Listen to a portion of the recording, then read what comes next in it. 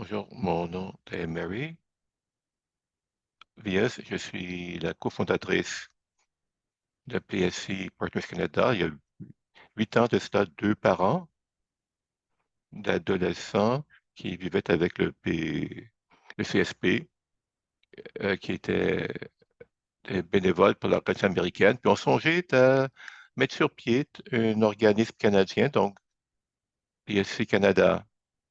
Cet autre maman se joindra à nous pour le repas ce soir. Son nom c'est Mme Bruska. Elle est peut-être rendue, ça avait été une conférence américaine. Et l'autre chose que j'ai oublié de mentionner ce matin, c'était qu'en plus de nos commandites et des subventions qui soutiennent cet événement, c'est tenu également en partenariat avec le Toronto Center for Liver Disease et l'Ashbury Transplant Center. Et cette séance dont nous allons parler maintenant concerne un projet conjoint sur lequel on collabore. C'est une situation assez inusitée en ce que c'est une subvention pas- pour les partenaires, les patients partenaires.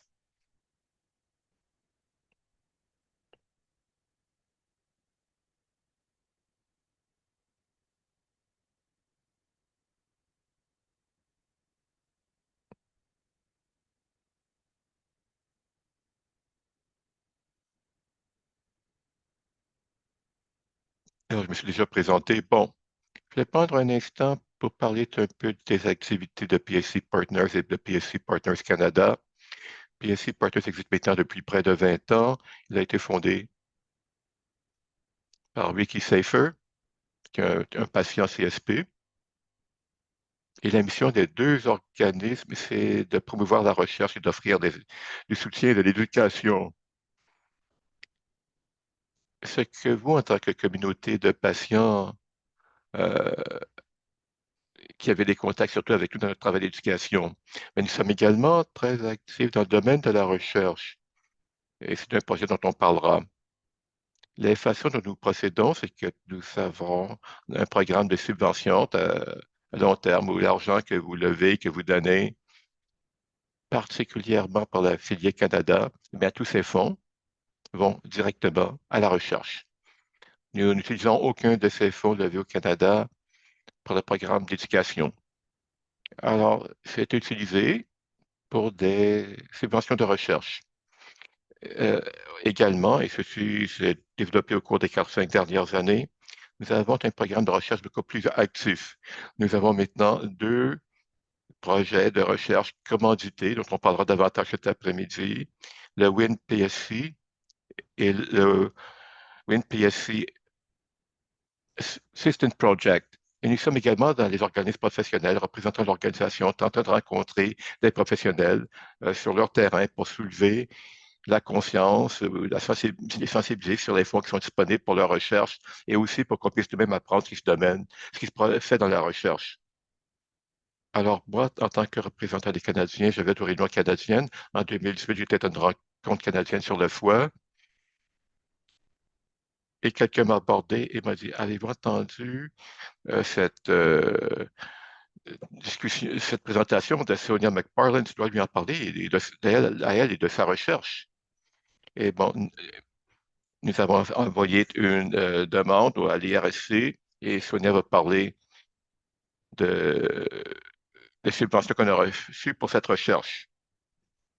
Ensuite, nous avons été invités à partager cette coopération avec le réseau des maladies rares. J'étais intéressé par notre modèle de collaboration sur ce projet scientifique de base. Et que le docteur Ichuto l'a mentionné, on a demandé une subvention pour le CSP pédiatrique. Alors voilà, comme le docteur Ichuto l'a dit, ce qui est unique ici, c'est que pour la subvention, il faut que les applicants ou les demandeurs aient un partenaire patient pour être admissibles. Et voici les membres de l'équipe de PSC. Je suis la principale enquêteuse du côté des patients Richard Gomel et le directeur du registre. Il y va Algis, qui sera ici, modérera cette séance et il offre du soutien pour la traduction des connaissances. Et ça, c'est le groupe de recherche universitaire que Sonia et al. Discuteront un peu plus tard. On peut passer à la prochaine. Maintenant, je voudrais commencer cette séance. Attachez vos ceintures.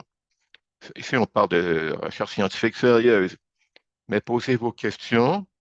Il s'agit de traduction des connaissances. Les clients ont demandé de travailler et de communiquer avec la communauté des patients pour expliquer ce qui se passe avec la recherche. Ce sera ce qu'on va faire au cours de la prochaine heure et demie.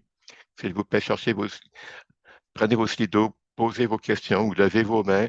On accepte la question de cette façon-là. Milva va être la modératrice. Puis il y a un petit point d'interrogation spécial qu'elle va soulever pour les intervenants ou si quelque chose a besoin de clarification. On va s'arrêter après chaque présentation pour peut-être 5 minutes, juste pour poser des questions de clarification avant de passer à la prochaine. Puis on aura une période de questions générales à la fin. Je sais que nos conférenciers et conférencières ont travaillé très fort pour que ce soit aussi accessible que possible. Maintenant, j'aimerais accueillir la docteure Sonia McParlin sur la scène et je n'ai pas son CV devant moi, alors je vais devoir improviser. La docteure McParlin est professeure. Enfin, elle enseigne chez l'immunologue à Ethmeshmira Transplant Center et elle étudie le foie. Elle a reçu beaucoup d'accolades, mais je lirai son CV un peu plus tard. Merci beaucoup. Ça fait tellement bien de vous voir tous et toutes aujourd'hui. Et je vais utiliser le clicker ici. Je suis tellement contente d'être ici.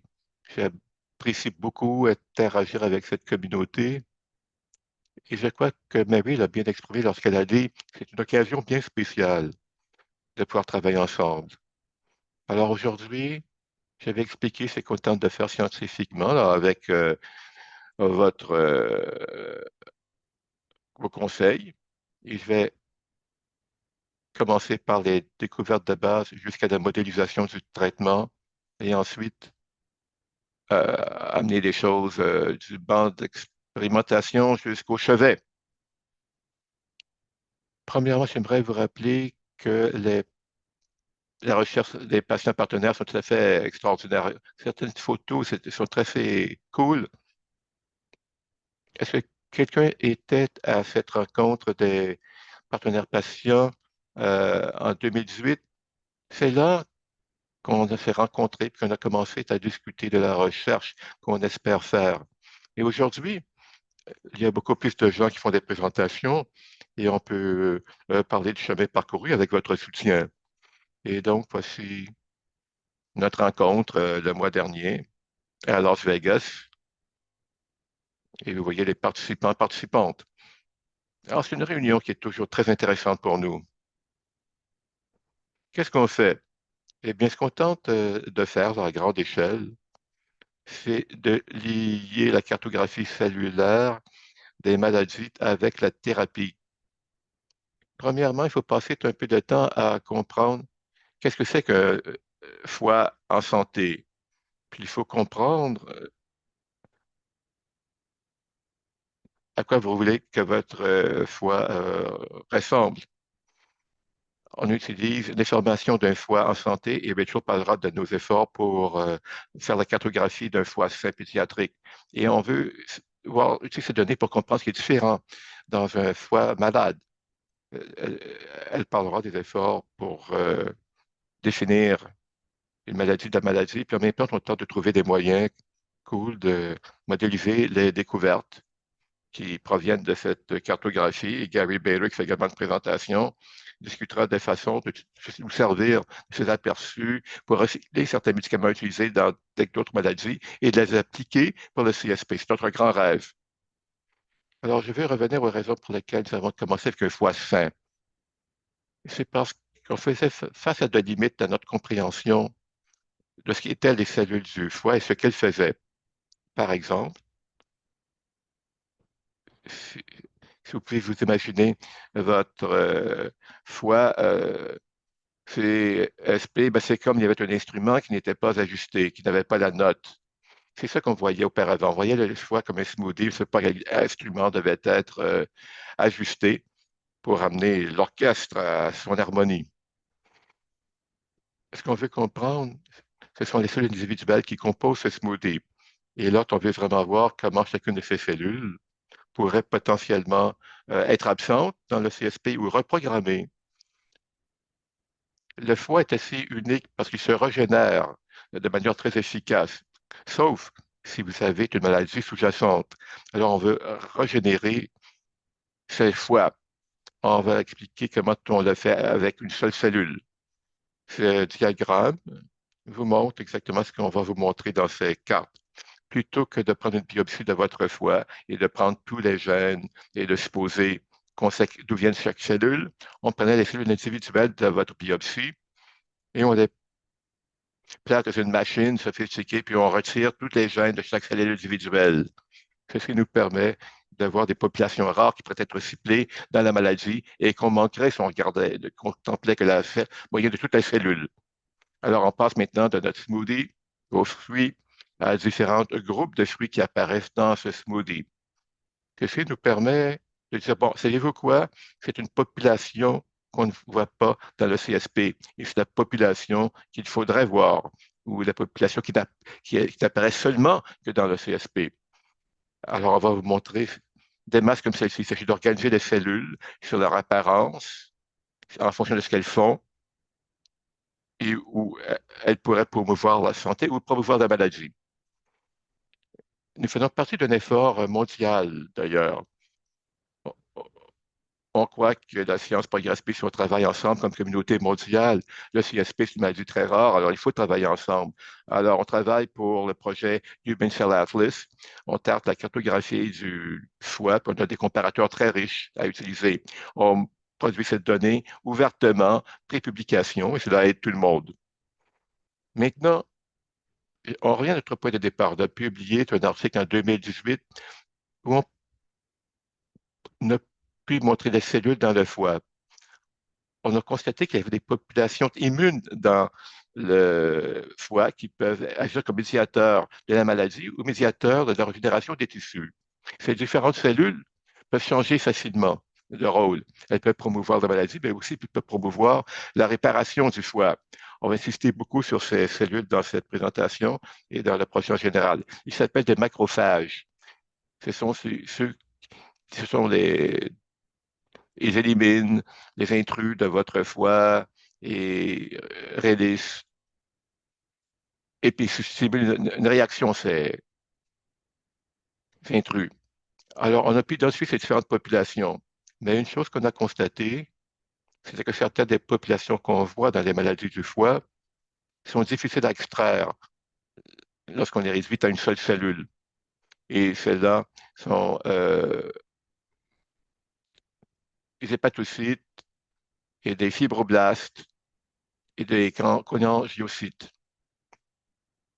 Bon, le travail qu'on va présenter utilise les tissus sans le défaire. On peut voir toutes les cicatrices et voir qu'est-ce qu'on trouve dans ces cicatrices.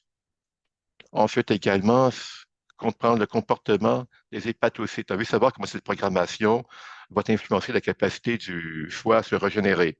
On va le faire en prenant le tissu. On peut examiner les cellules du foie dans son propre environnement.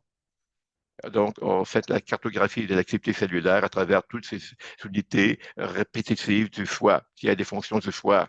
Ici, on appelle ce qu'on appelle une transcriptomique spatiale, qui vous donne plus de résolution dans votre foie. Par exemple, on peut voir que dans une petite tranche de foie, 6 mm par 6 mm, on peut voir que les hépatocytes, les cellules qui se régénèrent dans le foie et qui emplissent la plupart des fonctions du foie. Ils ont différents comportements selon l'endroit où on les trouve dans l'axe veineux central. Et j'ai vu que vous vous en rappeliez parce qu'on va parler de ce qu'on voit dans le CSP avec ce type d'approche. Alors donc, on va faire le profil des maladies du foie. On a eu tout parti. Bon, on avait une certaine frustration par rapport à l'hétérogénéité de la maladie. Et qu'est-ce qu'on entend par ça? Ben, on avait un flux de travail, Diana en parlera, où on veut échantiller différentes régions du foie. On veut comprendre comment le CSP progresse, mais aussi on veut comprendre pourquoi c'est différent dans différentes parties du foie. Parce que si vous êtes un patient qui a un cœur sain, relativement, on- euh, ce qu'on veut, c'est d'échantillonner différentes parties, des parties atteintes par le CSP. Puis la chose importante ici, c'est qu'on les échantillonne pour examiner des marqueurs visibles de la maladie. Et ensuite, on veut creuser pour voir qu'est-ce que ça veut dire en ce qui concerne le fonctionnement de la cellule. On sauvegarde ces échantillons. Si on trouve une cible, ensuite, on peut reprogrammer ces cellules. On veut faire une boucle complète. Voici le problème, voici comment on peut renverser ce problème.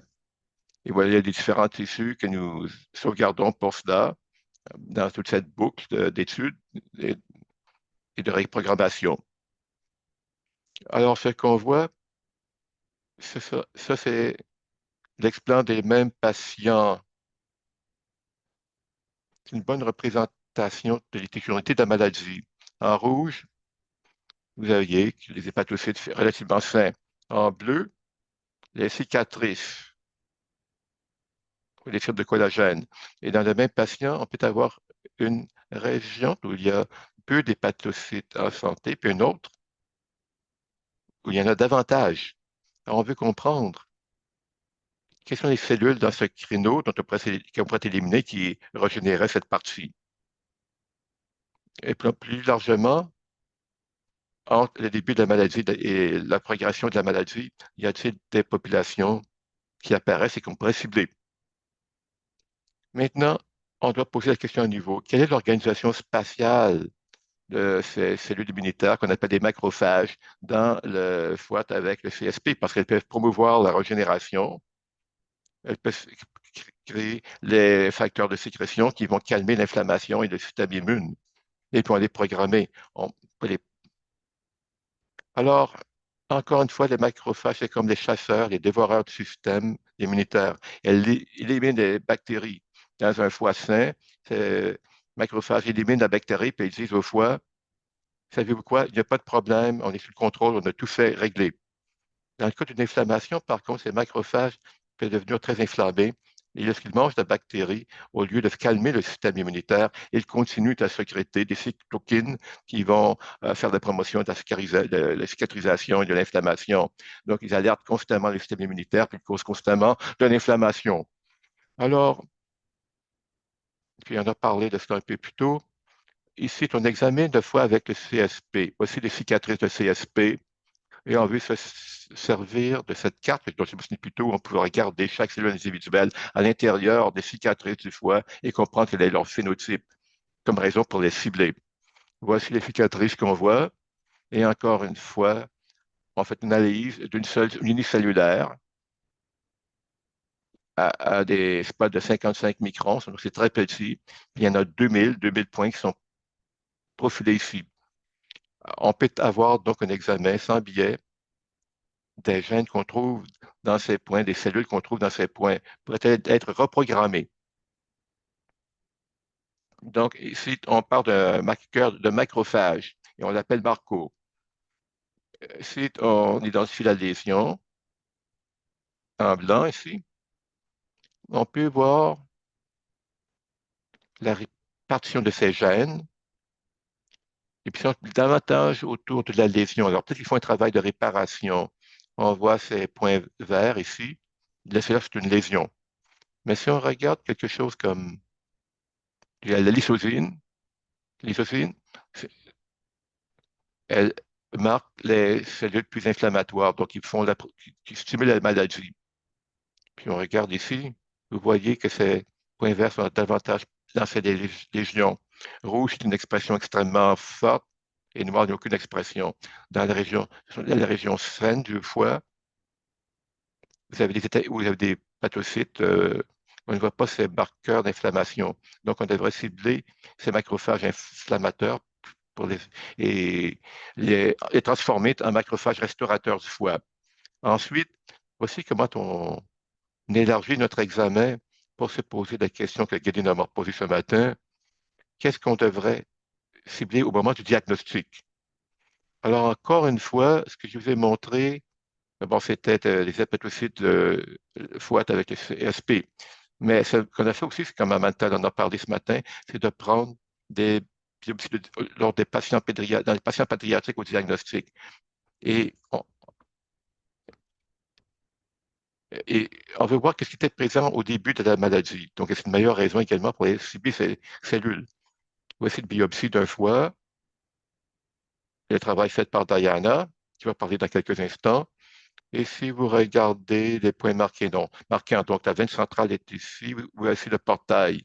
Normalement, vous avez un ou deux portails ou des conduits, mais ici, on a beaucoup de conduits de bile. Ici, beaucoup de conduits biliaires. Et, et ces hépatocytes sont relativement normaux, et ceux-ci sont un peu malades. Donc, si on regarde nos gènes, les gènes dont on a parlé pour la réparation des tissus ou pour l'inflammation, dans le biocanal, dans la veine centrale, on peut voir que les gènes, ils apparaissent en rouge, les gènes pour ces macrophages réparateurs sont plus élevés dans la partie saine de la biopsie, de diagnostic. Et les macrophages inflammatoires sont en nombre plus élevé dans cette région où la maladie est la plus présente au diagnostic. Donc, on pourrait potentiellement cibler ces macrophages. Bon, ensuite,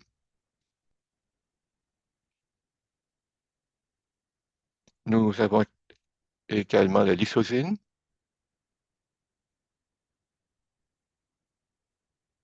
Ce qu'on a vu, bon, la lysosine est inversée. Il est exclu de la partie saine, comme on a vu dans les tissus explantés, et c'est plus présent dans la partie inflammatoire. Donc, on voit une différence entre le début de la maladie et, et plus tard dans la progression. Ce qu'on fait, c'est présentement, c'est qu'on se concentre sur une seule cellule. Si on regarde les différents points, ou si on regarde une seule cellule, on peut voir dans quelle direction ils peuvent être ciblés. Ensuite, maintenant, qu'est-ce qu'on fait? On dit qu'on a une cible. Et c'est ce dont Gary Bader parlera.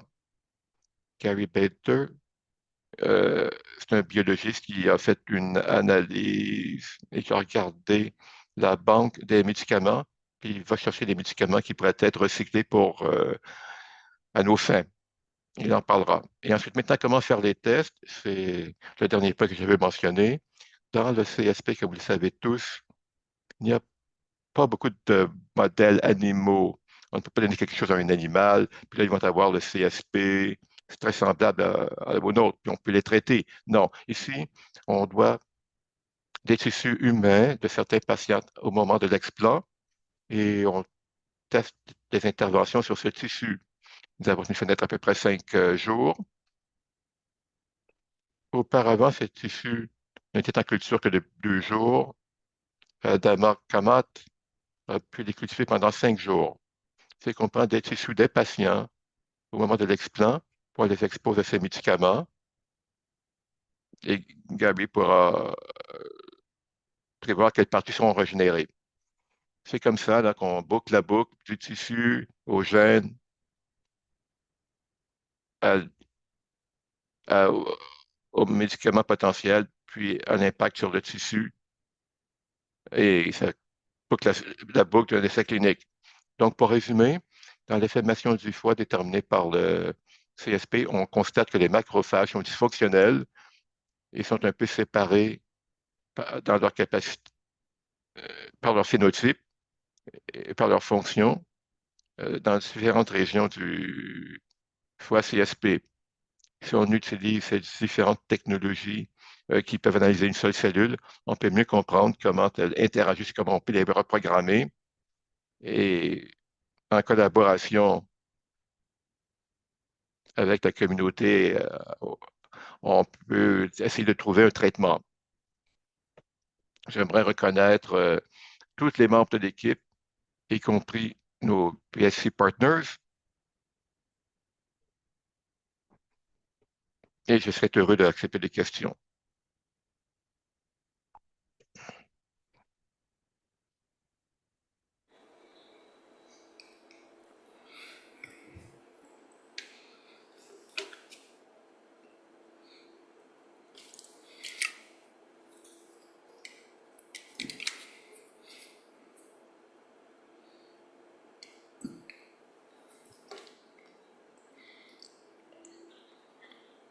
Je notais quelques questions durant votre présentation.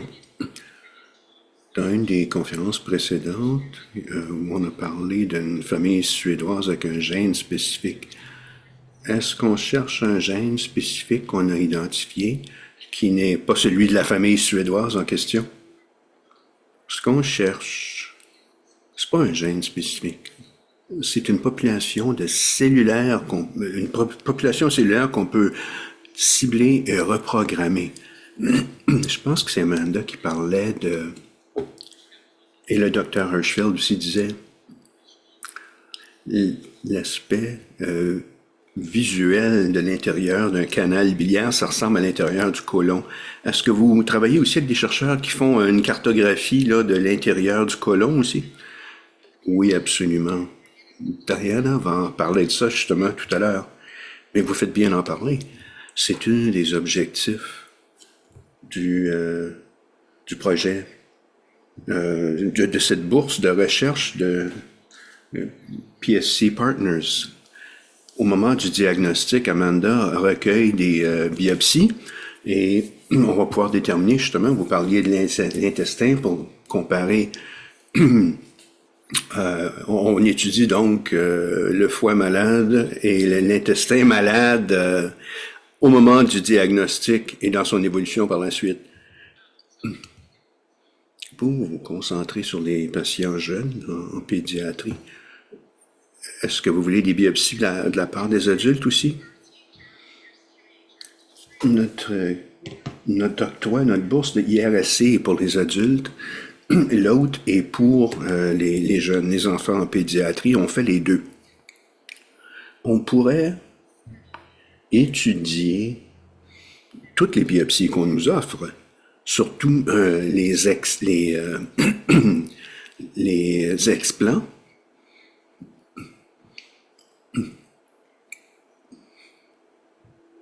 C'est Amanda qui recueille les échantillons pour la pédiatrie. Est-ce que les autres spécialistes reçoivent rapidement vos constats de recherche, vos conclusions? Bon, dans notre équipe, bon, ça fait partie de notre philosophie générale, on communique immédiatement avant la publication, on présente ces informations. Les publications, ça prend 2 ans avant de paraître.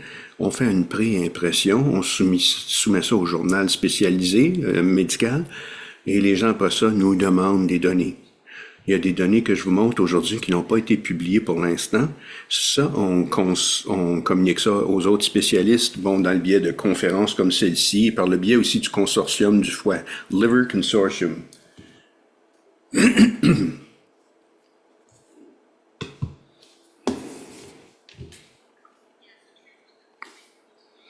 Je vais expliquer quand les gens se font greffer. En ce moment, c'est seulement à UHN, mais en arrière-plan, le chirurgien choisit chaque région différente de chaque lobe et on va les caractériser après. Donc, on fait la transcriptomique, mais ce qui est particulier de notre transéthique, notre façon de travailler, c'est qu'on prend ces cellules-là et on peut les stocker pour une validation. Donc, il y a des gens qui vont faire des découvertes, mais ils ne peuvent pas les valider. Donc, nous, on recueille et on entrepose les tissus en fonction de la question qu'on a en tête. Et ça se fait, oui, le transplant de tissus.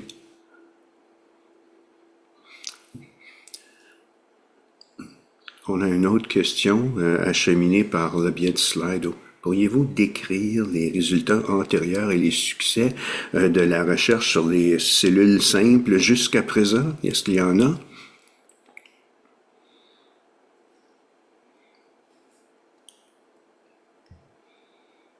Les questions sont inaudibles pour l'interprétation, elles ne sont pas posées au micro. Gary pourra vous expliquer ça.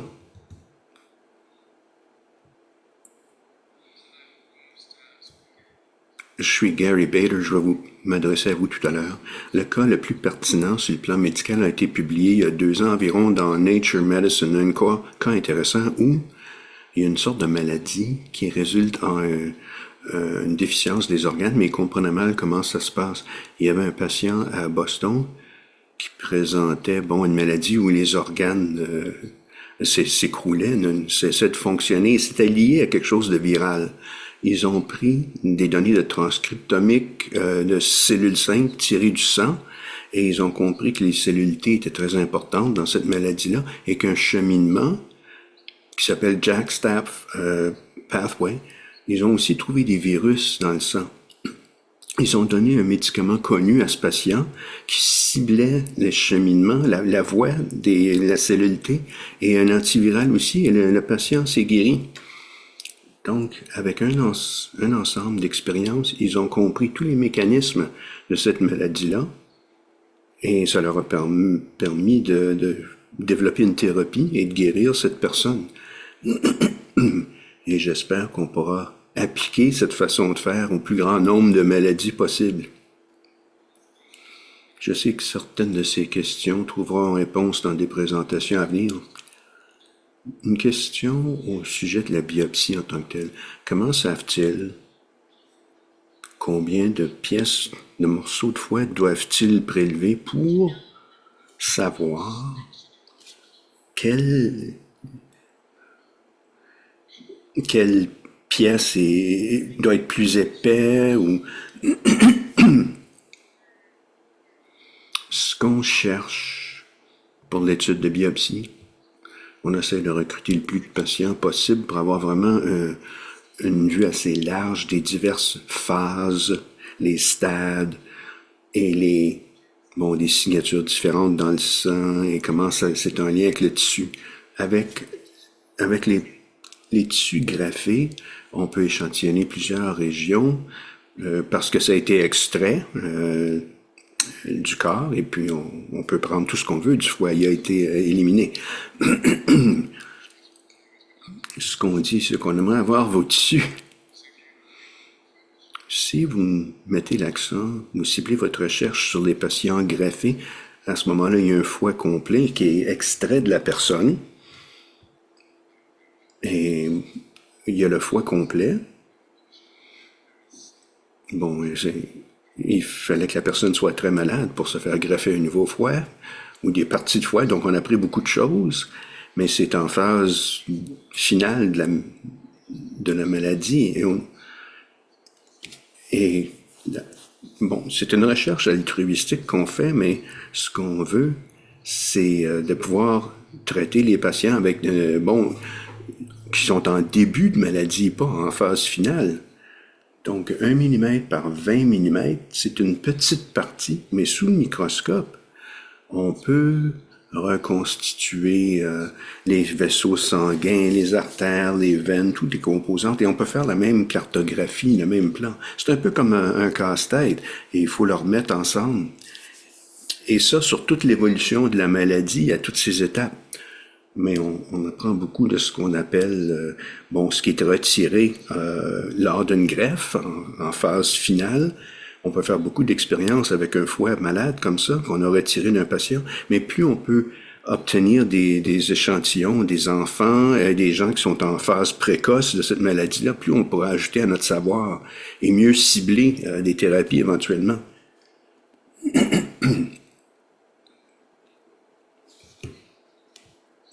C'est en lien à ce que vous avez mentionné, là, ce que je voudrais poser comme question. Si quelqu'un est en phase précoce, je sais que faire une biopsie du foie, c'est invasif, mais s'il y avait assez de gens qui voulaient le faire sur plusieurs zones du foie, est-ce que ça peut être contemplé, ça? En phase précoce de la maladie, dans les premiers stades? Oui, c'est invasif, mais à strictement parler, les risques d'une biopsie aujourd'hui, ça ressemble à celle d'une coloscopie. c'est pas tellement différent. Mais oui, c'est invasif. On ne cible pas la biopsie parce qu'on peut pas voir où mettre l'aiguille. On demande au radiologiste de le mettre dans une partie assez grosse du foie et on espère trouver les signatures qu'on ne pouvait même pas voir avant d'utiliser ces technologies qui peuvent déceler la maladie. Mais oui, vous avez raison. En théorie, si on prend des échantillons de toutes sortes de lobes du foie, ça sera encore plus riche en informations. Mais je pense pas que les patients vont m'apprécier beaucoup si je recommande cette façon-là de faire. Une question.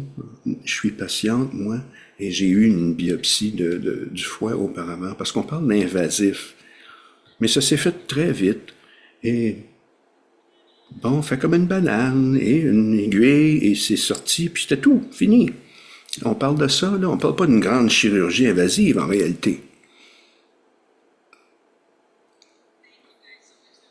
Merci beaucoup. Merci. Les questions sont excellentes. C'est très utile pour notre information. Voici la docteure Sonia McPartland. Je ne l'ai pas présentée. Elle est chercheure principale à UHN et professeure adjoint à l'Université de Toronto en pathobiologie au labo de médecine. Elle a aussi une chaire en biologie du système immunitaire. Et j'aimerais inviter le docteur Edgar aussi, le docteur Rachel Elger et fellow postdoctoral. Elle fait de la recherche sur le génome des cellules simples du foie. Elle a fini son doctorat à l'université Cambridge et son doctorat mettait l'accent sur les maladies des intestins inflammatoires en se servant de l'informatique pour faire des analyses biologiques. Je m'appelle Sonia. On m'a aimablement présenté. Alors, moi, j'essaie de voir à quoi ça ressemble.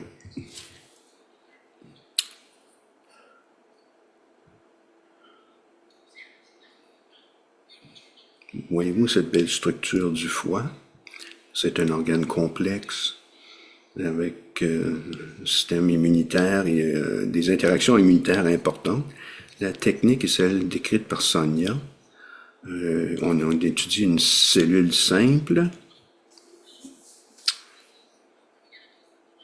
Quand on a un morceau du foie, on prend un système, ici il y a des cellules bleues et jaunes, ce sont des cellules hépatocytes et des cellules immunitaires. Et quand on en fait un plan, une cartographie, les cellules qui se rassemblent sont liées. Souvent, on va les colorer par type de cellules. Bon, le type de cellules, ce sont des cellules qui sont reliées les unes aux autres.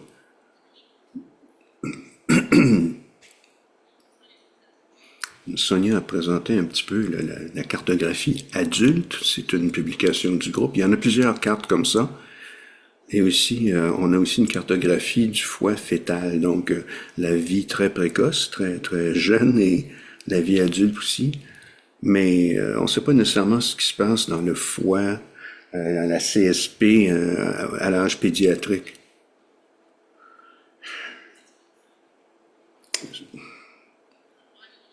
Bon, pourquoi est-ce qu'on veut faire ça? On s'attend à voir des différences importantes dans le foie des enfants, simplement selon ce qu'on voit en clinique. Chez une personne saine, en santé, la façon que les médicaments sont métabolisés, et aussi la production de foie. Ce qui est une réalité normale en pédiatrie, c'est différent de la réalité d'un adulte, par exemple. Donc, c'est probablement c'est la fonction et la composition du foie qui diffèrent. Ça donne aussi des références lorsqu'on veut faire une étude des cellules. Quelles cellules est-ce qu'on doit s'attendre à voir étant donné que c'est un enfant? Et quels sont les profils de manifestation ou d'expression qu'on... Et donc, cette cartographie, ce plan-là, ça devrait être une bonne ressource utile pour nos recherches. Voici une autre maladie.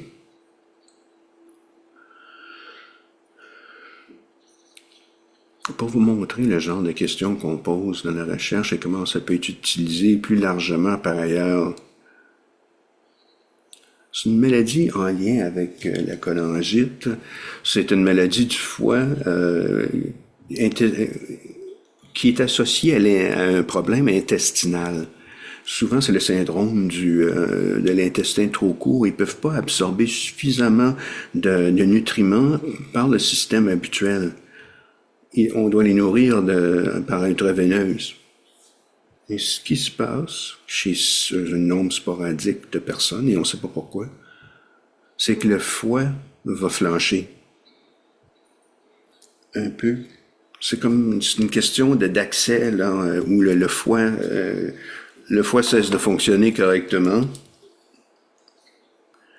Je vais vous montrer certaines conclusions tirées des échantillons du foie. On a environ 40 000 cellules du foie, tirées des enfants maintenant, qu'on peut comparer aux cellules adultes.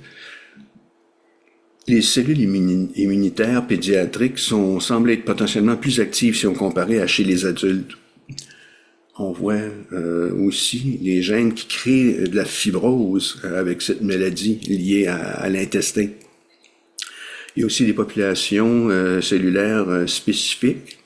On espère pouvoir publier cette carte-là, cette cartographie, pour que les autres chercheurs puissent en profiter. Voici les échantillons. On a 7 enfants en santé. Pour l'IFALD, on a 3 personnes de 4 mois à 9 années d'âge et les adultes. Voici ma cartographie. 66 000 cellules. Et ce qu'on voit, les types de cellules qu'on voit actuellement, les hépatocytes et les populations immunitaires sont en vert et en rose. Et on prend cette carte-là et on la divise à savoir si c'est une personne pédiatrique santé, les cellules qu'on s'y trouve, et les cellules chez un adulte en santé. On voit les mêmes types de cellules. C'est pas comme avec l'IFALD ou... Mon Dieu. Il y a un chevauchement des cartographies, mais il y a quand même des différences qu'on peut remarquer. Ici, on dirait que cette population manque. J'y reviendrai à savoir pourquoi il manque ici. Pour l'instant, examinons une comparaison. L'adulte sain et l'enfant sain.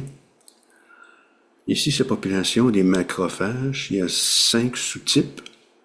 Bon, ça nous permet d'être plus spécifique parmi ces diverses sortes de cellules. Là, on examine la carte. Bon, il y a cellules de Kupfer ici, quand ils voient des bactéries, ils stimulent le système immunitaire. Sans trop y aller en détail, ce qu'on voit en termes de l'activation immunitaire, chez les enfants, ces cellules sont exprimées par d'autres macrophages et les cellules de Kupfer aussi. Et le système immunitaire comprend qu'il faut faire de l'inflammation. Alors, c'est pas juste chez les enfants, c'est peut-être que c'est dans la croissance naturelle de l'organe, peut-être qu'il doit être restructuré, ça fait partie de la croissance. D'un point de vue de la recherche, il faudrait essayer de tenter pourquoi ça marche comme ça, pourquoi ça se passe comme ça. Avec la cholangite, peut-être qu'on veut faire une comparaison avec une cartographie adulte. En réalité, c'est simplement qu'un foie de jeunes personnes en santé ressemble à ça. Alors, ça, c'est la carte d'origine, la première. Les cellules de Kupfer réagissent quand il y a une lésion, quand le foie est blessé, si on veut. Il semble y avoir 2 groupes distincts de ce type de cellules. Pour aller plus loin dans l'enquête, ce qu'on peut voir, en bleu pâle, des cellulaires venus d'un enfant en santé. En bleu foncé, un enfant avec la maladie IFALD. Et rouge, un adulte en santé.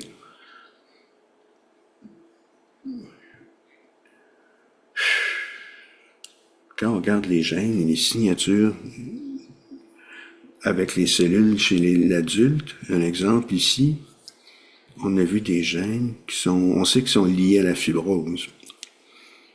Ces cellules dans la maladie IFALD, chez l'adulte, c'est fibrotique.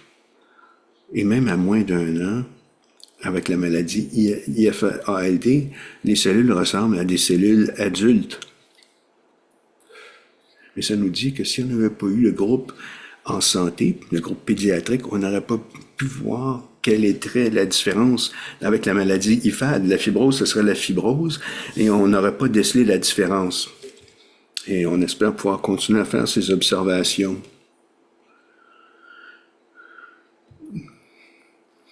Ici, on examine les macrophages, les cellules myéloïdes. On a pu voir que dans les macrophages, il y a un gène associé dans la maladie IFAD qui est surexprimé et on sait que ça cause la fibrose. Dans une autre maladie du foie, peut-être que ça nous laisse entrevoir que dans la maladie IFAD, il y a peut-être un processus similaire que dans la stéatose hépatique non alcoolique. On peut peut-être commencer à comparer ça à d'autres maladies et de faire des recoupements entre les cheminements et les voies par lesquelles les processus de la maladie se font. Ça va ça va servir à la recherche sur la cholangite, mais on espère pouvoir faire plus de recherches et trouver de nouvelles choses au sujet de la maladie du foie liée au problème de l'intestin.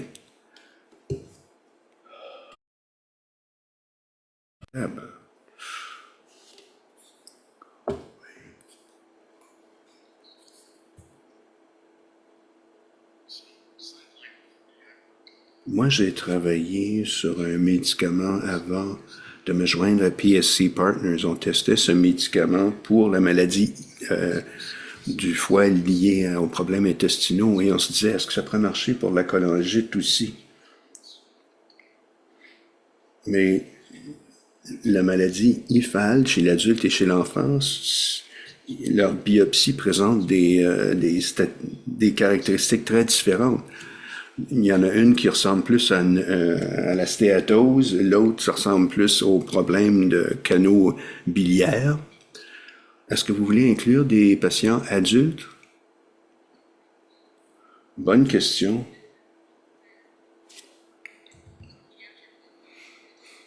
Il n'y a pas de chevauchement. Peut-être que l'IFAD pour adultes, c'est un petit peu comme la cholangite sclérosante.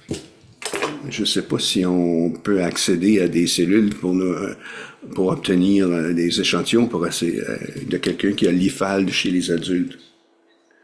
Est-ce que votre recherche est à la même étape que celle-là? La recherche pour la cholangite dans sa trajectoire est-elle au même point de la recherche que vous faites sur l'IFAD? Parce que vous parlez de... Ça, c'est le travail que vous faites spécifiquement. En êtes-vous au même point que ce qui a été fait sur le cholangite? À un point similaire, peut-être qu'on va publier un petit peu plus tôt, simplement parce qu'il y a beaucoup plus de bourses pour la cholangite. Si on peut avoir des échantillons de chez les adultes, on pourrait élargir le travail, continuer. Mais maintenant, on a ces données intéressantes qui seraient utiles si on les publiait immédiatement. Bon, je vois rien sur Slido. Est-ce qu'il y a des questions?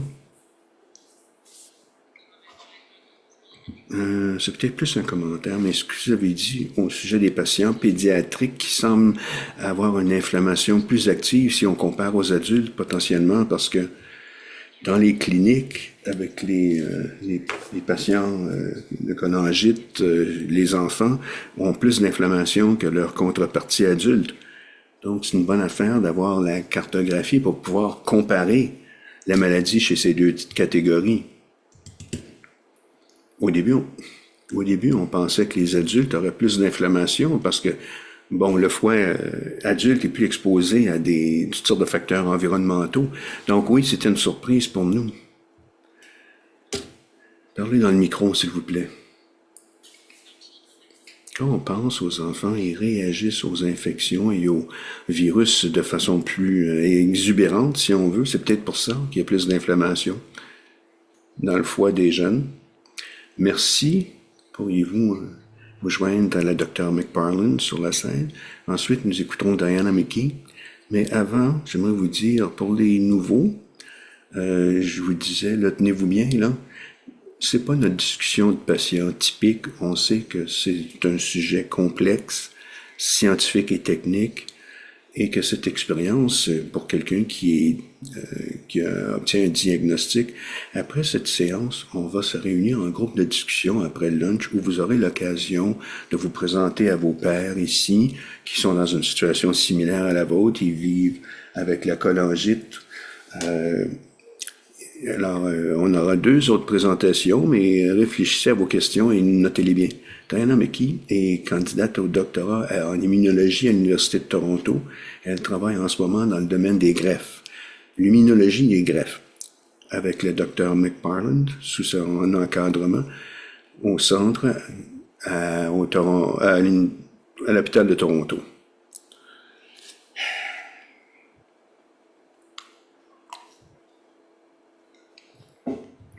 Bonjour, pour moi c'est un honneur de venir vous parler du travail qu'on fait et aussi de me retrouver avec les autres membres de notre équipe. C'est un projet qui nous tient à cœur et nous sommes très chanceuses de pouvoir venir vous livrer le résultat de nos travaux ici aujourd'hui. Aujourd'hui, je vais parler de l'étude de l'initiative Chenza Coburg. C'est une collaboration, un projet de recherche qui enquête sur la CSP et la CSP-MICI. Plusieurs études nous laissaient voir auparavant que l'infiltration immunitaire du foie malade s'est impliquée dans la progression de la cholangite sclérosante, mais il reste encore des choses à apprendre là-dessus. Mais ce qu'on sait au sujet de la CSP, on sait à quoi ressemble le paysage cellulaire, et quels sont les rôles pathogènes de ces cellules immunitaires à diverses étapes de la maladie, mais on ne sait pas ce que ces cellules pourraient faire, par contre,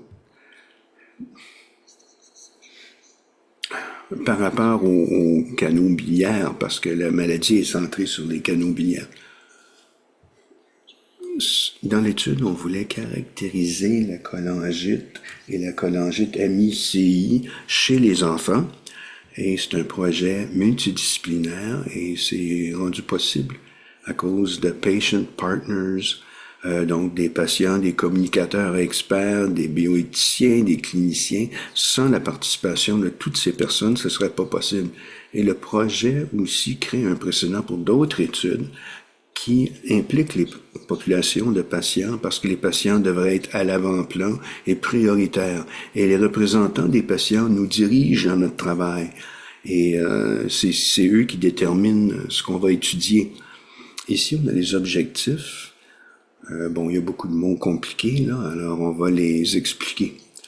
Notre premier objectif, c'est de faire une cartographie transcriptomique de la distribution, la répartition des cellules immunitaires dans le foie PSC ou CSP, dans le temps et dans l'espace même du foie.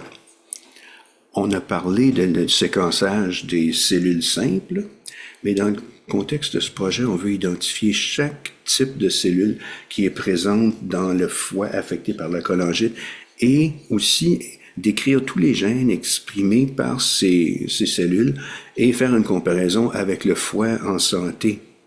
Pour ce qui est de temporel ici, Sonia en a parlé. Ce qui nous intéresse, c'est d'examiner le foie avec la cholangite sur la durée.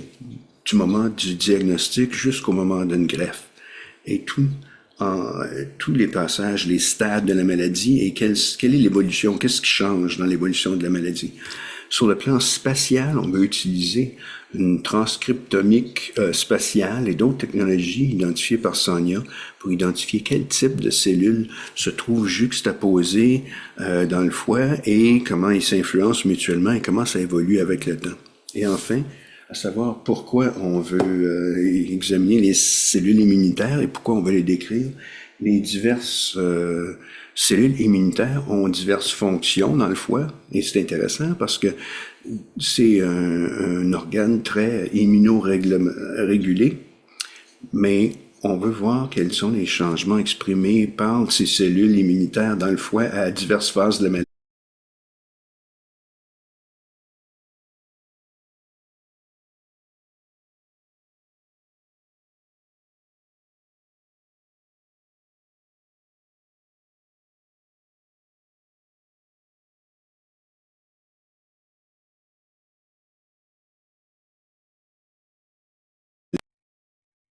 On cherche exactement des cheminements ou des voies d'accès associées dans les maladies du foie, les différents gènes, les signatures dans le CSP. Et ceci comprend des gènes liés à l'inflammation, la fibrose et la suppression. On veut examiner ça, son évolution dans le temps.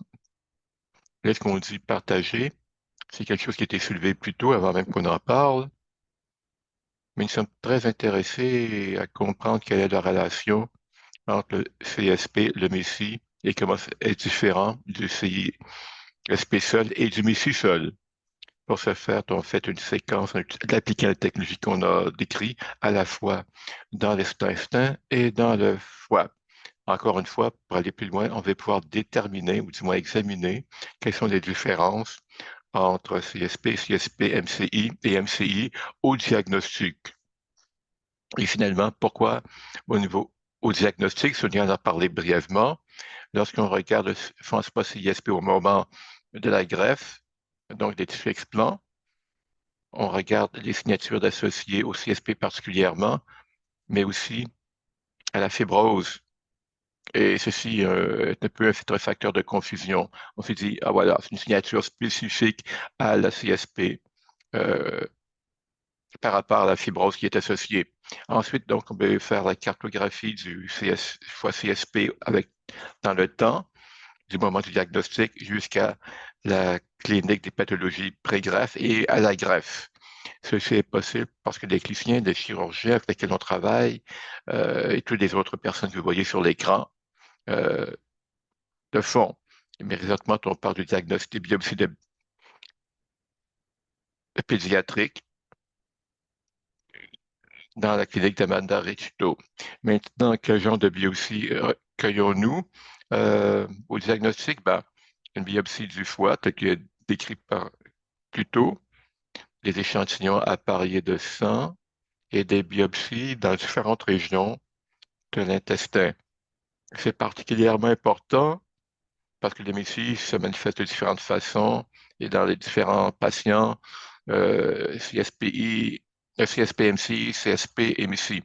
Alors, on va voir utiliser une région touchée d'un seul patient pour s'en servir de témoin. Alors maintenant, comment est-ce qu'une partie affectée dans les tests comparatifs avec une qui ne l'est pas, puis on peut relier cela avec les signatures qu'on voit dans le sang et dans le foie. On a différentes technologies qui ont déjà été mentionnées, tout particulièrement, on note utiliser les technologies ARN non biaisées qui nous permettent de voir tous les transcriptomes. On ne cherche pas une chose particulière, mais on regarde tout, puis on voit qu'est-ce qu'on va trouver. Ensuite, on valide donc ces signatures avec des technologies basées sur les protéines qui sont biaisées et qui exigent qu'on prenne des cibles particulières informées par la technologie ARN. Par exemple, dans le cas de notre séquençage d'une cellule en ARN, on choisit une table particulière et une signature pour la valider avec la technologie de la protéine. Dans ce cas-ci, une cytométrie à flux. Donc, on regarde ce qui se passe sur et à l'intérieur des cellules et c'est informé par les données que nous avons sur le séquençage unicellulaire. Bon, Sonia a présenté de bonnes données que nous avons de la transcriptomique Alors, on peut faire une transcriptomie pour regarder tout le génome, tous les transcriptomes dans les tissus intacts. Et ensuite, on sait faire de l'histologie et de l'immunochimie pour voir les signatures qui apparaissent dans la transcriptomique spéciale dans les tissus intacts.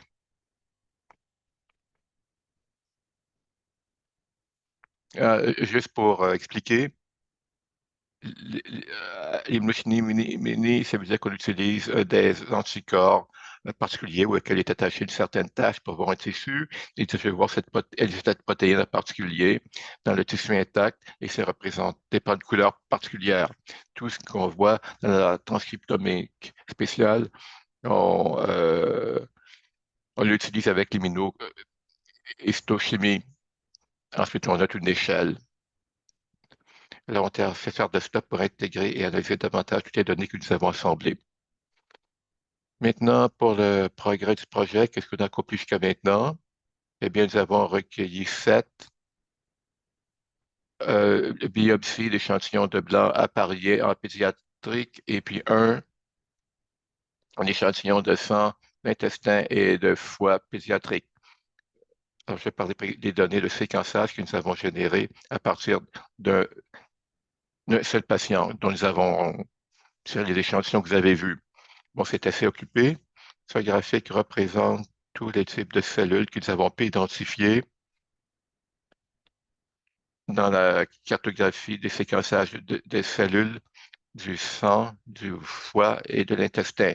Chaque point représente une seule cellule et les cellules qui sont près les unes dans les autres ont plus en commun typiquement que celles qui sont plus éloignées. Et voici, on l'a étiqueté par type de cellule. À la droite, on a exactement la même carte, mais par origine du tissu. Chaque couleur représente un type de tissu distinct et d'où vient cette cellule. Ici, rouge, enfin, je ne sais pas si ça se traduit bien, là, mais en rouge ou rose, ce sont les cellules qui viennent de l'échantillon sanguin. Le bleu vient d'une région particulière de l'intestin. Comment s'en servir de ce séquençage des cellules isolées? C'est en identifiant et de zoomer vers des populations spécifiques. Comme ici, on peut voir les cellules épithéliales particulières au intestin qui servent de revêtement. On a des cellules B qui sont des cellules classiques qui sécrètent des anticorps. La population des myéloïdes qui contient des macrophages, comme cela l'a mentionné, ce sont les chasseurs et dévoreurs du système immunitaire. Et puis des cellules T de l'intestin que je décrirai davantage dans les autres diapos. Et puis sinon, c'est un soutien tout le reste du système immunitaire. Et puis, on voit également des populations endothéliales du foie et de l'intestin. Si on veut regarder d'un peu plus près la population de myéloïdes, il y a plusieurs types d'analyses que nous pouvons faire. Un exemple, on peut regarder comment ces myéloïdes reçoivent une contribution des différents tissus qui nous intéressent. On peut voir qu'il y a des populations particulières au sang ou particulières au foie, puis une autre population qui est partagée dans toute la région. Et c'est une population qui serait intéressée pour nous de pouvoir voir quels sont les gènes qu'on voit dans le sang, le foie et l'intestin, dans un foie CSP par rapport à un patient sain. Et pour l'utiliser, le séquençage ARN des cellules isolées pour informer l'identité des cellules T qu'on trouve dans certains sites. Quelles sont les cellules T? Ce sont des cellules immunitaires avec des récepteurs cellulaires uniques T qui interagissent avec des protéines qui peuvent être pathogéniques ou non. Et puis, elles s'obtiennent des cellules B et d'autres cellules immunitaires dans notre corps lorsqu'il s'agit de préparer une réaction immunitaire. Et lorsqu'une cellule T engage son cible particulière, elle peut proliférer, se multiplier et voyager dans tout le corps pour atteindre différents tissus.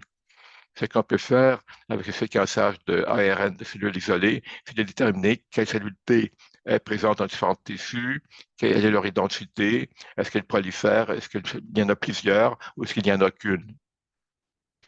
et ceci nous pourra nous informer sur les cibles potentielles qu'on pourra poursuivre à l'avenir pour trouver un développement thérapeutique.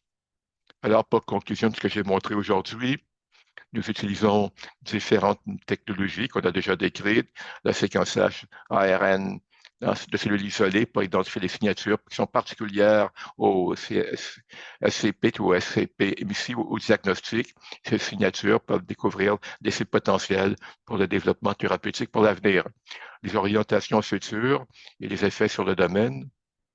On veut créer une carte exhaustive du foie CSP pédiatrique au du diagnostic et servir des technologies décrites pour mieux caractériser l'étape du CSP et pour tester des cibles informées par ces données et par dans des modèles de développement thérapeutique préclinique tels que mentionnés par Sonia un peu plus tôt. J'aimerais reconnaître tout le monde qui a contribué au projet. Ça prend un village et nous sommes très reconnaissants envers tous ceux et celles qui ont contribué. Est-ce que vous avez des questions?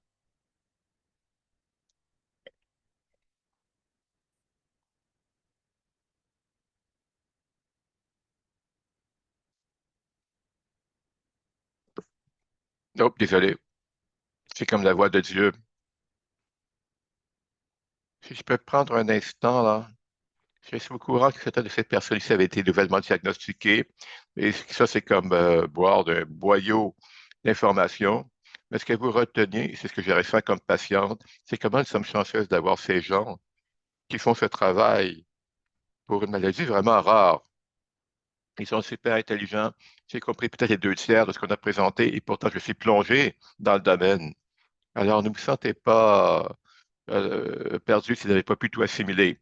C'est pas qu'on leur fait confiance pour faire le travail. Et nous sommes vraiment chanceux que les gens y consacrent du temps.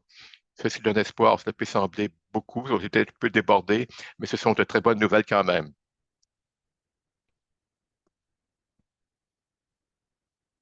Et ceci a été rédigé par un autre clinicien. Étant donné que l'hétérogénéité du CSP et que vous ne prenez qu'une biopsie d'un seul patient à la fois, comment allez-vous comparer la cartographie de la cellule isolée du point de vue temporal? Ben, c'est une bonne question et c'est bien de penser dans sa présentation.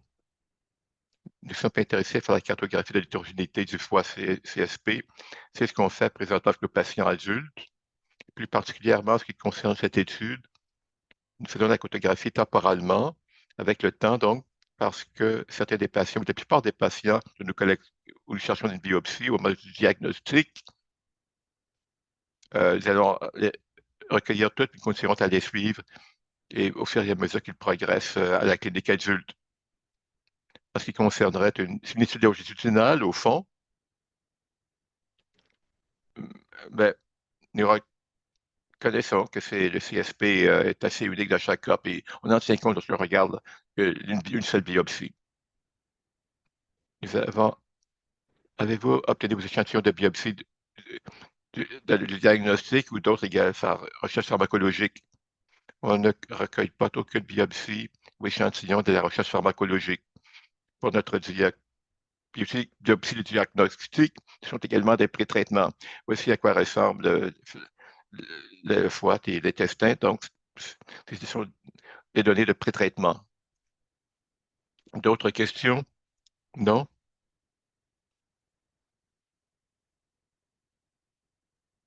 Depuis qu'on a vu Sonia à la première conférence canadienne, est-ce que vous avez vu des percées majeures, des moments aha au cours des dernières années, depuis la dernière fois?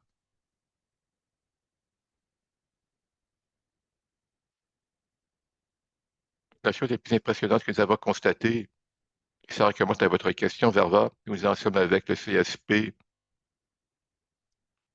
par rapport au Bon, on a des échantillons de biobanque avec le CSP, et ce qui est intéressant avec la recherche, lorsqu'on a des échantillons de biobanque, on ne peut qu'être descriptif, parce qu'on a préparer ce modèle de tranche de foie et parce qu'on a en fait trouvé que lorsqu'on prend ce tissu, après qu'il ait été enlevé d'un patient, on peut prendre ces cellules, les isoler, puis on peut faire un transcriptomique et essayer de garder 90% de ces cellules pour d'autres expériences pour les reprogrammer. J'étais très emballé de voir cela, de voir qu'on peut faire toute la boucle de recherche. Exactement. Premièrement, nous n'avions pas de carte, nous n'avions pas le potentiel de les cibler, puis nous n'avions pas le reste non plus, c'est-à-dire les tranches de foie ne faisaient pas des cellules de patients validés. Maintenant, puisqu'on a accès à beaucoup de tissus, et c'était mentionné à une conférence avec les patients partenaires, cette équipe a, a pu faire de la recherche à partir de la biopsie. Nous avions des groupes de combien de pays? Nous étions le seul qui faisait de la recherche de la biopsie sur 9 ou 10 pays. Donc, ça, c'est très, très intéressant. Si on complète la boucle et son gaz qui est disponible pour les tissus explantés, bon, c'est une information très utile à donner à Steve et Mary pour les efforts pour la FDA.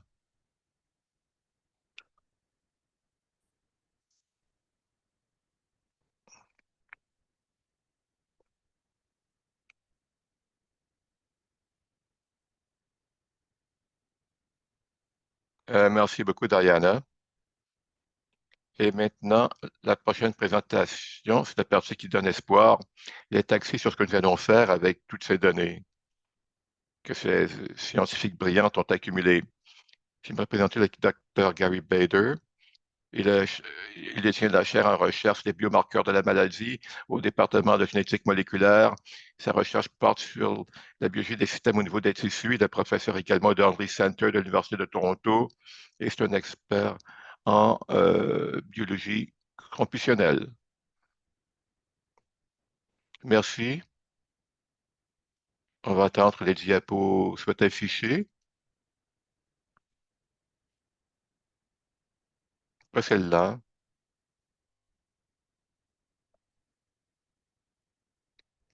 La voilà.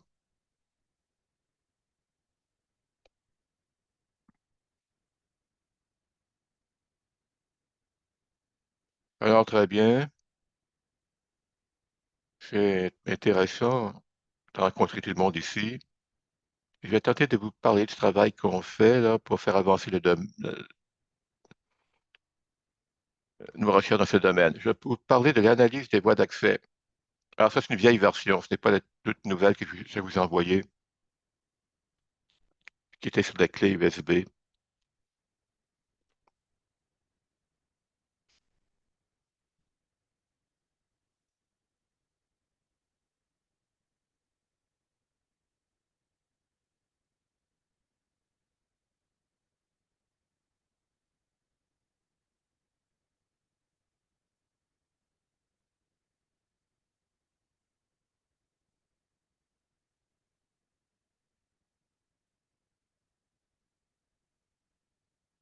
Alors, pendant qu'on se regroupe, je vais faire une annonce.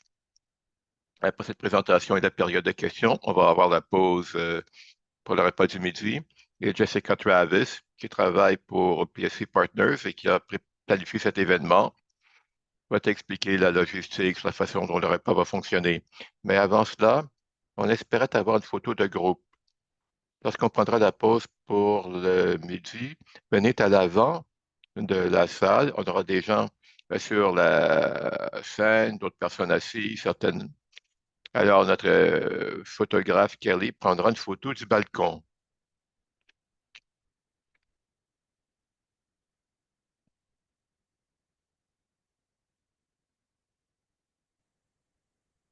Oui, ça marche. Bien. Vous parlez de l'interprétation de ces données. Bien. Qu'est-ce qu'on va faire avec tout ça? Et ce qu'on fait, on a plein de données. On les utilise. Moi, je suis bon avec les ordinateurs.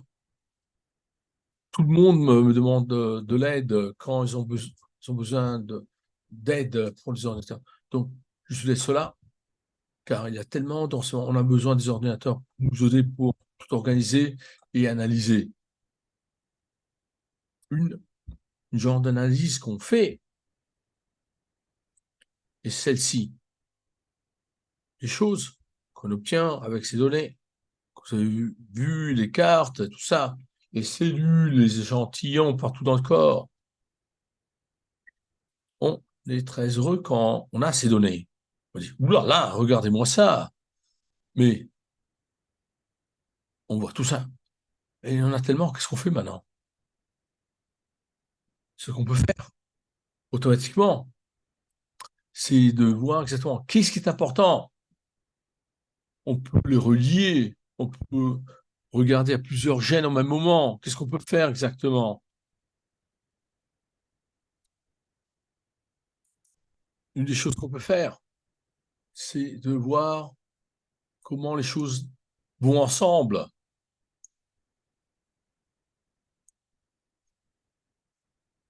On voit des parcours un peu partout dans le corps.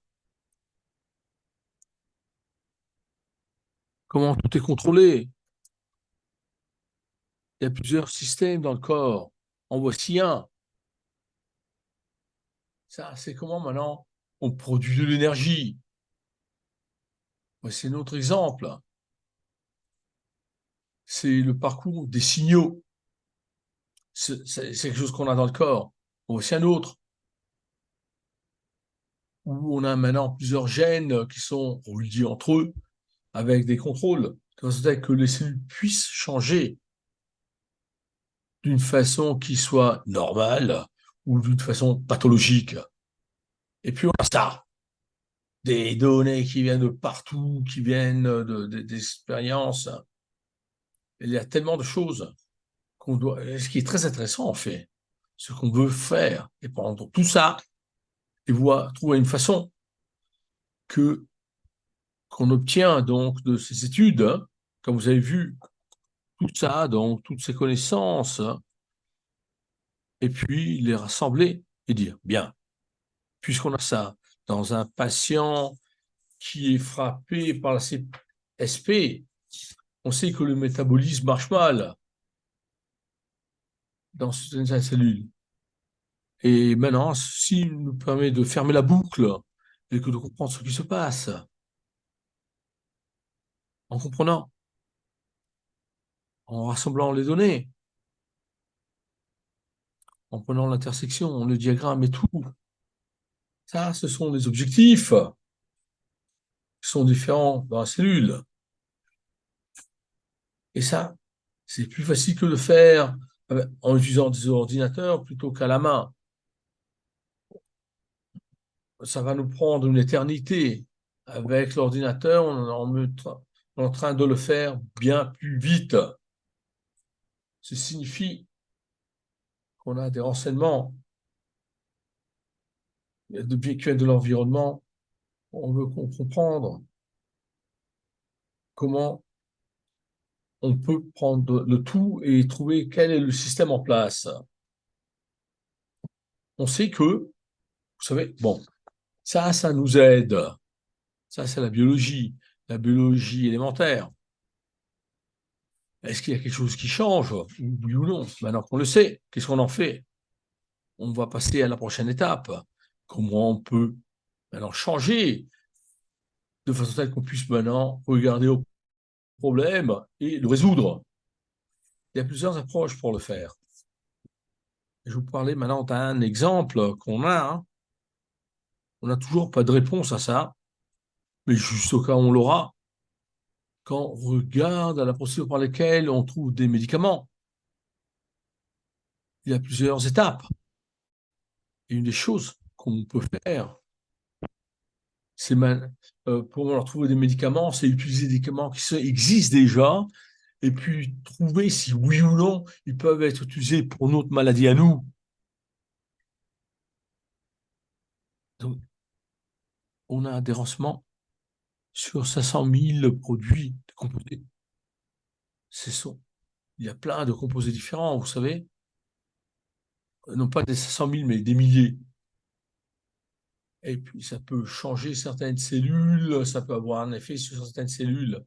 Et maintenant, on peut trouver un de ces composés ou plus d'un qui est déjà disponible. À ce moment-là, on a un système biologique sur lequel on peut travailler, car on a déjà des données. On peut commencer à le tester sur notre maladie. Donc, ça s'élimine une partie de ce qui est compliqué. Ça, c'est une des analyses qu'on fait. C'est donc de gagner du temps en éliminant des étapes. Par exemple, on a déjà une certaine version, car on a trouvé des composés potentiels, vous savez. On a déjà fait du travail pour trouver des priorités en cherchant des tissus ou des cellules qui pourraient bien marcher. Et c'est quelque chose qu'on va tester bientôt aussi au Canada. Et d'ailleurs, une anecdote à ce sujet. Je vais vous en parler. Je vais vous parler des autres exemples, des autres maladies. Quelque chose qui va donner de l'espoir au sujet de nos maladies à nous, la CSP. Ça, c'est du travail qui a été fait par l'hôpital pédiatrique où ils ont étudié un, un genre de cancer. Auparavant, on savait que il y avait ce cancer, ça pouvait être grave ou pas grave, ou moins grave. À travers maintenant l'étude des ARN messagers, on a compris qu'avec les personnes qui avaient la tumeur dans la partie postérieure du crâne, du cerveau, on avait plusieurs genres de résultats, pas un seul. Donc ça, c'était quelque chose de nouveau qui était trouvé grâce à l'étude des ARN messagers. Les gens, donc, pour être traités, on voulait donc regarder à toute la collection des données. Malheureusement, on n'avait pas grand-chose qu'on pouvait obtenir de la séquence de l'ADN. On avait donc cette couche par-dessus la génétique, on appelle ça l'épigénétique. Ça, c'est notre couche encore. On a trouvé qu'il y avait pas mal de changements dans cette couche pour le côté A de ce qui se passait dans la partie postérieure du cerveau en termes d'ARN messager. Ce qui signifie que quand on regarde au système, il y a des pathologies dans, dans le A et le B, on a trouvé qu'il y avait des systèmes, des parcours biologiques qui étaient vraiment uniques à la pathologie elle-même, où on se retrouve avec des procédures de règlement. Et la chose intéressante ici est que il n'y avait rien de biologique qu'on avait déjà remarqué. Mais, par contre, on avait un système de tout premier qui semblait être important dans la maladie. On avait eu de la chance, en fait, pour voir qu'est-ce que ceci faisait. Car on utilisait des produits chimiques, des enzymes qui étaient impliqués. Nous a testés dans plusieurs modèles et on a rassemblé ça grâce à notre équipe pour trouver quels étaient les composés essentiels. On a donc l'idée ici qu'on voulait tuer les cellules du cancer. Et parce qu'il n'y avait pas de thérapie connue, on a pris un composé qui existait déjà pour des maladies sanguines et on a essayé sur un patient. Ça, c'est quelque chose qui était prise de la tumeur du patient à l'hôpital pédiatrique de Toronto. Et en 2 mois, la tumeur est devenue plus petite Après, on ne savait pas quoi faire avec les traitements normaux. Mais comme vous le voyez ici, de droite à gauche, on a utilisé maintenant cette thérapie. On a obtenu le permis, on a vu que la tumeur est devenue plus petite. Donc la tumeur n'est pas devenue plus grande. Un. Deux, elle ne s'est pas répandue, il n'y a pas de métastase. Et ça, c'est fantastique.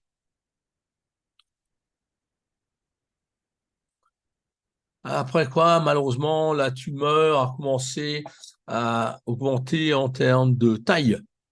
Mais ceci nous a permis de comprendre qu'il y avait un effet. Et c'est pour ça qu'on a pu commencer des études cliniques à ce sujet. Et il y a eu pas mal de résultats positifs à cet égard. Ça, c'est une bonne anecdote. Tout le projet a fait si qu'on a pris on a obtenu ces données, on a pu faire cette étude, on a trouvé des résultats. C'est vraiment une très bonne histoire. Ayant dit cela, j'ai terminé de vous parler. Sonia et les autres. Et les autres sont ici sur la photo. Vous les voyez tous. Donc, c'est mon labo plus tous les gens qui collaborent avec nous. De façon telle qu'on puisse maintenant regarder cette masse immense de données et les exploiter. Merci.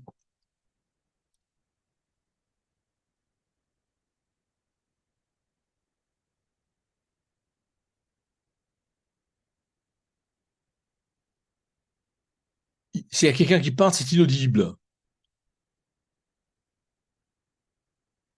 S'il y a quelqu'un qui parle, c'est inaudible ici en cabine. Bien. Une des questions qui était sur Fido, et je pense que c'est pour toute la table ronde, les participants de la table ronde. Ce qu'on publie, c'est qu'il y a des virus. Est-ce qu'on peut utiliser ces virus? Il semble qu'il y a des liens.